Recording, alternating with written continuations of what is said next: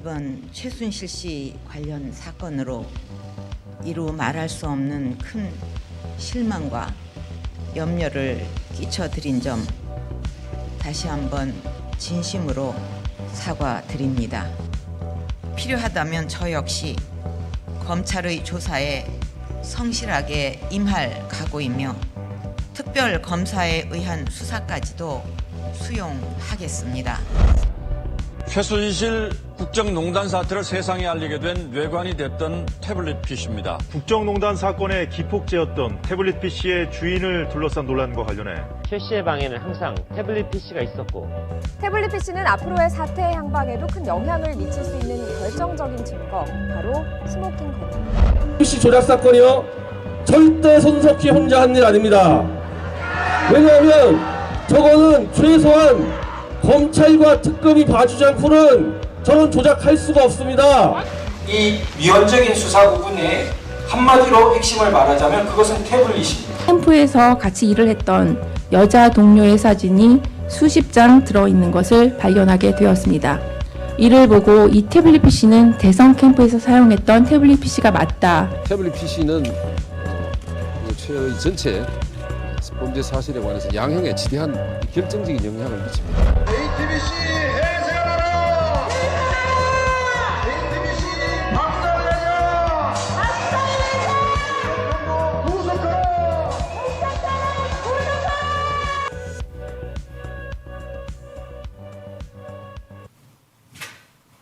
여러분 안녕하십니까? 요즘은 참 자주 뵙습니다. 제가 우리 현대사에서 아주 중요한 일주일이라고 말씀드렸는데 그 일주일이 아직 끝나고 있지 않습니다. 오늘이 끝일까 생각하지만 지금 미래통합당 김형호 공관위장이 사퇴하신 것 보니 어쩌면 진짜 시장이 아닌가 그런 생각도 듭니다. 저는 최근에 저희 VN 방송과 관련해서 참 우리가 신기하다 이런 생각을 많이 하고 있어요. 사실 저희 VN 방송은 기본적으로 세 사람이 만듭니다. 그리고 법차자유민주연대 사단법인 회원도 많이 있고 또 여러분들이 같이 만들지만 여기서 그 상근을 하면서 이 작업을 하는 분들은 사실 저는 뭐 거의 컨텐츠 때문에 많은 관여를 못할 때가 많은데 두 분이 거의 다 하고 있어요. 저는 저희 VON 박성현 감독과 그다음에 저희 정준 사무국장은 거의 저는 좀 신기에 가까운 사람들 아닌가 그런 생각이 들거든요. 진정한 일당백이에요. 그래서 저희가 이렇게 소규모로 이런 일들을 다 진행하고 있다는 것이 지금 깜짝 놀랄 일인데 기본적으로 두 분이 능력이 참 출중하고요. 그리고 박성현 감독님은 한양대 연극영화과를 나온 상당히 전문가인데 제대로 된 조수도 없이 혼자 이 일들을 다 하고 있습니다. 그래서 저는 많이 미안한데 곧 많은 분들이 같이 돕는 날이 오지 않을까 그냥 그런 생각을 하고 있습니다. 현재로서는 제가 약간 좀 악덕에 가깝지 않나 그런 좀 생각을 하고 있는데 제가 이 말씀을 왜 드리냐면 지금 저희는 이렇게 소규모로 VON 방송을 만들어서 운영을 할 만큼 저희가 그렇게 뭐 많은 사람들이 저희에게 후원을 해주거나 도움을 주거나 그렇게 안 할 것이다. 왜냐하면 저희는 유튜브 공식 노잼 방송이거든요. 기본적으로 저희는 재미가 없는 방송이다. KBS가 원래 시청료를 전 국민이 모아줄 테니까 좀 이렇게 그 재미하고 상관없이 유익한 방송을 해라. 이렇게 국민적인 명령을 했는데 KBS가 사실 그렇게 하고 있지 않지 않습니까? KBS도 거의 상업방송 거의 좌파방송처럼 돼버렸는데 그러니 이렇게 방송이 그 그러니까 공적인 그 기구로서의 기능을 하고 있지 않기 때문에 저희가 최소한이지만 그 기능을 하자 좀 이런 생각을 하고 있습니다. 저희 VOA는 유튜브 공식 노잼 방송이다 이렇게 생각하거든요. 근데 최근에 하루에 거의 1000명씩 이렇게 구독자가 늘어나는 거예요. 그래서 저희가 너무 놀래서 이게 무슨 일을 계속 생각을 하는데 저는 오늘 아침에 그런 생각을 했어요. 많은 사람들이 왜 이제 나타나냐 그랬는데 저희는 계속 있었거든요. 한 3년 내내 계속 있었는데 왜 이제 나타났나. 이분들이 조금 있으면 또 떠나겠다 그런 생각을 하고 있어요. 근데 이 짧은 시간 동안 이렇게 뭐 노트 필기를 해야 될 것 같은 그런 식의 방송을 하는 저희에게 귀를 기울이게 됐다는 것은 참 어떤 면에서는 감사한 일이 아닌가 그런 생각을 합니다. 앞으로 저희가 좀 더 많은 분들하고 얘기를 이렇게 소통할 수 있도록 노력을 하겠습니다. 회원으로 많이 함께 해주시기 바랍니다. 많은 분들이 최근에 저희 방송에 관심을 많이 갖고 또 이렇게 댓글이나 이런 걸 통해서 많이 소통을 하시면서 공통적으로 뭐 계속해서 질문하는 게 몇 개 있어요. 그래서 제가 먼저 그 대답을 드리고 그 다음에 본격적으로 오늘 주제를 다루도록 하겠습니다. 제일 먼저 이제 저에게 왜 정규제 TV나 뭐 신의 한수나 이런 데 안 나가냐 이렇게 계속 물어보시는데 사실 제가 이 자리를 빌어서 솔직한 고백을 좀 할게요. 오늘은 제가 그 언제보다 좀 사적으로 좀 가깝게 얘기를 하고 싶어서 이 얘기를 드리는데 저는 한국 현대사에서 그 이름이 남을 만한 저널리스트로 조갑재 대표와 그 정규재 대표 그리고 또 제가 또 굉장히 존경하는 유근일 주필 이런 분들이 있다고 생각합니다. 그래서 제가 감히 이분들에 대해서 뭔가 평을 하거나 뭐 오라는데 안 가거나 뭐 이런 그런 짬밥이 못 됩니다. 그래서 저는 기본적으로 조갑재 선생님과 정규재 선생님 굉장히 존경합니다. 그렇지만 살짝 가끔씩 삐져요. 제가 조갑재 대표님한테 삐진 것은 지난번에 그 박주신 엑스레이 검증을 해야 된다. 제가 계속 그렇게 주장하고 또 5.18에 대해서도 그 다른 질문들이 있다. 그 기자의 눈으로 보지 못하는 그런 것 때문에 가끔 삐지거나 뭐 정규재 스님 같은 경우는 최순실 국정농단이 지금과 같은 이제 사태를 갖고 왔다라고 주장하시거나 뭐 주사파 문제에 대해서 그렇게 심각한 문제가 아닌 것처럼 얘기하는 것 때문에 가끔 제가 삐지거든요. 근데 제가 이제 이분들이 이런 이제 그 말씀을 하시는 것에 대해서 너무 확대 해석은 안 하려고 하고 있습니다. 그분들 그 자리에서 굉장히 훌륭하시고 또 애국자시기 때문에 제가 결례되는 어떤 그런 얘기는 하고 싶지 않고 그 뭐 살짝 삐져서 제가 안 나가는 건 전혀 아닙니다. 기본적으로는 그 제가 다루고 있는 이 문제가 그렇게 대중적인 얘기가 아니기 때문이 핵심입니다. 특히 이 주사파 문제 같은 경우는 주사파의 그 의사 결정을 하는 디시전 메이커라고 할 수 있는 이분들이 얼굴을 잘 내미는 분들이 아닙니다. 거의 대중적으로 아는 분들이 아니에요. 대중적으로 알려져 있지 않은 인물들을 이렇게 대중방송에서 그 언급하기가 싫다. 이게 제가 갖고 있는 이제 핵심적인 생각입니다. 가령 이제 최근에는 제가 강철 김영환 씨에 대해서는 얘기를 하는데요. 김영환 씨는 그 탄핵 직전에 그 자신이 이제 정치를 하겠다. 정치 선언을 본격적으로 했거든요. 그래서 제가 이제 이분에 대해서는 이제 공인으로 왔다 이렇게 생각해서 이제 언급을 하는데 그 탄핵 이후에 지금까지 이분에 대해서는 그 제가 본격적으로 발언을 하지 않고 있습니다. 아직도. 그렇지만 최근에 이제 이 선거 관련해서 그 공천 관련해서 이분을 다시 본격적으로 얘기를 하고 있는 것은 실제로 김영환 씨가 뭐 공천을 좌지우지하느냐 그건 당연히 아닙니다.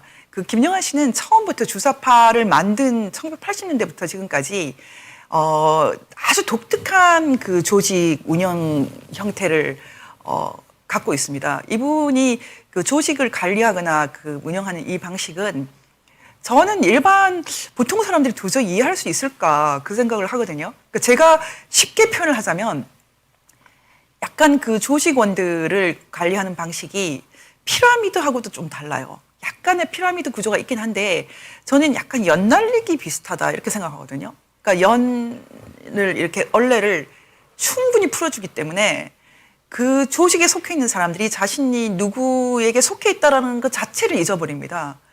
그렇지만 중대한 순간에만 이 얼레를 돌리거든요. 이 조직이 이런 특징이 있어요. 그래서 그 김영환과 관련된 조직들은 자신이 정확하게 그 누구 밑에 있는지도 잘 모르고 또 누구의 영향을 받는지도 잘 모르는 경우가 많거든요. 그래서 저는 김영환 씨의 조직이 아주 독특하기 때문에 그리고 굉장히 지능적이고 이 사람 자신이 머리가 너무 좋은 사람입니다. 제 생각으로 제 머리로는 도저히 못 쫓아가는 게 아닌가 생각이 들거든요. 예전에 정광훈 목사님이 내 IQ가 100 이하다 뭐 자신의 IQ가 100 이하다 그래서 제가 조금 속으로 막 웃었어요. 근데 정광훈 목사님은 100 이하라도 뭐 당신의 머리로 하는 분이 아니시니까 그게 괜찮아. 그 생각은 했었거든요. 어떤 분이 그러더라고요. 뭐 악마의 머리 IQ가 얼마냐. 600이 넘는다더라고요. 600. 저희는 다 100대잖아요. 100 얼마 이런데 사단의 뭐 악마의 그 IQ는 600이 넘는다더라고요. 뭐 우스개로 한 소리겠지만 그러면서 저한테 근데 하나님의 IQ는 무한대야. 그러니까 걱정 안 했대. 뭐 그런 식의 얘기를 하셔가지고 제가 늘 생각이 나는 말인데 어쨌든 뭐 이 주사파는 사탄이다 이런 말을까지는 안 하고 싶어요. 근데 이분들은 제가 보기에는 그렇습니다. 오류를 범하는 사람들이다. 1980년대에도 오류를 범했고 지금도 오류를 범하고 있는 사람들이다. 저는 그런 생각이 듭니다. 오류를 범할 때 모두 다 바로잡고자 하지 않지만 결정적인 오류가 많은 사람들이 힘들게 할 때는 바로 잡아야죠. 제가 지금 생각하고 있는 것은 지금 최근에 이제 일어나고 있는 이 주사파들의 오류는 결정적이다. 한국의 미래를 아주 어둡게 한다. 이렇게 생각하기 때문에 제가 상당히 본격적으로 발언을 하거든요. 저는 이 세력들, 이 주사파 세력에 대해서 사실 20년, 30년 전부터 상당히 잘 알고 있었습니다. 그리고 이 사람들이 앞으로 어떤 일을 벌일까에 대해서도 상당히 잘 알고 있었습니다. 하지만 저는 이런 일들을 막기가 굉장히 어려웠거든요. 그래서 제가 이제 정말 비상시에 어떻게 해야 되는지 정도만 늘 생각해 두고 있었는데 최근에 지금 이 코로나19에 대해서 지금 이제 WHO에서 팬데믹, 여러분 팬데믹이라는 단어 요즘 유행하죠. 팬데믹. 이 팬데믹이라는 말은 전염병 같은 것이 팬데믹, 예, 좀 띄워주시네요. 팬데믹, 전염병 같은 것이 전 세계적으로 퍼지는 것을 말합니다. 그런데 이 코로나19 말고도 한때 전 세계적으로 공산주의도 팬데믹이었죠. 실제로 이승만 대통령이 공산주의는 호열자다. 공산당은 호열자다. 인간은 호열자랑 같이 살 수 없다. 호열자는 전염병이에요. 전염병. 지금 코로나19와 같은 콜레라 같은 그런 전염병을 말하거든요. 다시 말하면 제가 드리고 싶은 말씀의 핵심이 이것입니다. 한 세대, 약 30년 정도 되는 한 세대가 사실은 이 공산주의라는 이 호열자에 자신이 전염됐다라는 것도 모르고 정말 감염 증상도 없는데 병들어 있는 그런 현상이 실제로 존재합니다. 그 부분을 굉장히 중요하게 저희가 바라봐야 되거든요. 그래서 저희가 기본적으로는 이 팬데믹 현상, 이 공산주의, 주사파의 팬데믹 현상에 대해서 뭐 정규재 선생님이나 이런 분들이 특히 경제통인 이런 분들이 잘 알기가 힘들다. 이것은 제 몫이다. 잘 모를 수도 있다. 이렇게 생각하기 때문에 저는 이제 이 일반 방송에 나가라 뭐 이런 얘기를 할 때 좀 송구하다 그런 생각이 듭니다. 그런데 제가 이제 김무섭 TV에 계시는 KBS에서 오래 계셨던 그 분께서 여러 차례 전화를 했기 때문에 계속 이제 거절하기가 너무 죄송해서 제가 다음 주 월요일은 2시에 김무섭 TV에 이제 가기로 했습니다. 솔직히 제가 무슨 말을 해야 될지는 모르겠는데 실수하지 않도록 좀 기도 좀 해주세요. 근데 일단 제가 첫 번째 입장은 정규재 스님 너무 존경하는데 제가 좀 하는 일이 많이 다르고 그리고 또 숨어 있는 사람들을 지금 억지로 이렇게 드러내서 말하기가 너무 어렵다. 그래서 그냥 그것은 너무 대중적이지 않고 저희 VON 뭐 얼마 안 되잖아요. 저희는 그 구독자가 그 정도에서 살짝 말해두면 전략을 세우는 분들이 참고하시면 좋겠다. 저는 이제 이런 입장입니다. 그리고 또한 부류의 질문은 저희가 너무 길다 이렇게 말하거든요. 근데 사실은 시간이 너무 짧아서 저는 굉장히 힘들어하고 있어요. 사실 이 주제를 가지고 1시간에 도저히 할 수 없고 오늘 주제도 사실은 한 학기 해야 되거든요. 한 학기. 근데 도저히 그게 안 되기 때문에 1시간에 줄이는 거고 저희가 아주 짧게 하는 방송이 있어요. 논평이라고 해서 뭐 처음에는 100초만 했어요. 100초. 그리고 나중에 뭐 15분, 20분 이렇게 했던 그런 방송이 있는데 도저히 그 짧은 시간에 소화를 할 수 있는 주제가 아니에요. 그리고 그렇게 했다가는 오해가 너무 많이 생겨가지고 도저히 안 되겠어요. 그래서 저희가 그냥 이 시사 정담 형태로 1시간 방송하는 것을 여러분이 좀 양해를 해 주셨으면 좋겠습니다. 대신 저희가 이제 새도막으로 잘라두거든요. 그래서 그것을 여러분들이 그 참고해 하시면 좋겠고, 그리고 저희가 이제 그 노 카피라이트를 잠깐 선언을 했습니다. 한 석 달 정도는 그렇게 하게 될 것 같습니다. 그래서 저희가 카피라이트를 여쭤보지 않을 테니까, 묻지 않을 테니까 그냥 각자 이렇게 편집을 해서 사용하시면 될 것 같습니다. 대신 출처는 꼭 링크를 해주셨으면 좋겠습니다. 너무 길다고 말씀하지 마시고 이 정도 되는 분량이 필요한 분들이 있다, 그냥 그렇게 생각해 주셨으면 좋겠습니다. 그리고 또 한 가지 질문은, 제가 최근에 거대 야당, 정말 우리 태극기 세력이 승리하는 법이 있다, 이렇게 제가 말씀을 드렸더니 계속 질문이 뭐 조원진 친중파 아니냐, 김문수 뭐 옛날에 좌익 아니냐, 정강훈 그분은 순 뭐 선지자라 그러고 이단 같지 않냐, 뭐 이런 질문들이 아주 쏟아지거든요. 근데 저는 여기에 대해서 미리 좀 대답을 해드리면, 뭐 김문수, 정강훈, 조원진 이분들은 지도자죠. 저는 지도자를 보는 시각이 딱 나눠서 보거든요. 그러니까 개인 김문수, 개인 정강훈, 개인 조원진, 그리고 지도자 김문수, 지도자 정강훈, 지도자 조원진, 뭐 이렇게 막 나눠서 보거든요. 저는 칼같이 분리를 해서 보는 게 습관이 되어 있습니다. 이거 미국 법을 공부했기 때문에 그런데, 미국 법을 공부할 때 이 사람이 퍼블릭 피겨, 공인이냐, 프라이빗 피겨, 사행이냐, 이것을 칼같이 구분하는 것을 연습을 시켜주거든요. 그래서 저는 기본적으로 공인 김문수, 공인 정강훈, 공인 조원진 이렇게 볼 때 이분들은 범태극기 세력의 아주 중요한 리더다. 그 외에 뭐 조원진 대표께서 뭐 친중인지 이런 것은 나중에는 물어볼 수 있지만 지금은 그렇게 중요하지 않다. 그리고 정강훈 목사님의 아주 디테일에 대해서도 마찬가지고, 김문수 뭐 좌익은 절대 아니죠. 그래서 저는 김문수 대표도 그렇고 이분들이 얼마나 소중한가, 굉장히 소중하다. 이분들이 하나로 연합되면 지금 우리가 이길 수 있다, 이렇게 생각을 하거든요.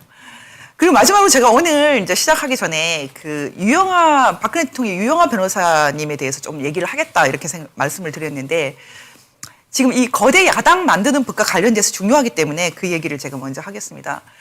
유영하 변호사님에 대해서는 제가 도태우 변호사님을 도와서 그 박근혜 대통령 그 법률지원단으로 뒤에서 활동을 했기 때문에 유영하 변호사님에 대해서는 다른 사람들보다는 조금 더 많이 알고 있습니다. 그리고 그 박근혜 대통령을 가까이에서 보좌를 했던 분들이 여러 차례 찾아왔기 때문에 아주 구체적으로 여러 가지 얘기를 좀 들을 수가 있었습니다.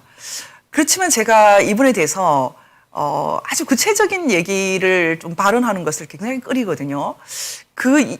꺼리는 이유를 말씀드리는 것이 되게 중요할 것 같습니다.